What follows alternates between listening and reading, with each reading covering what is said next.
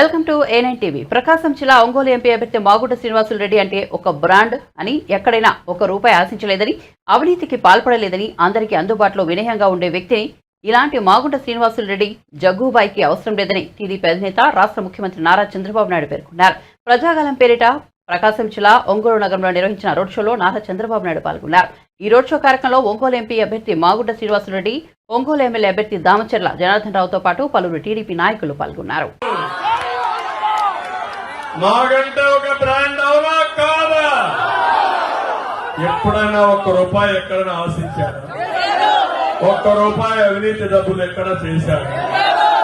ఎక్కడైనా సరే ఇంత ఉంటే కూడా చాలా వినయంగా అందరికి అందుబాటులో ఉండే వ్యక్తి మాగుంట శ్రీనివాసులు.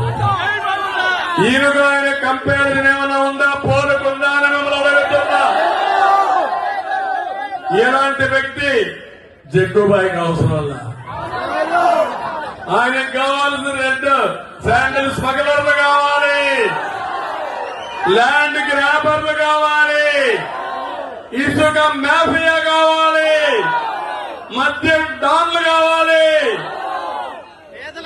మంచిని గౌరవించరా మీరు?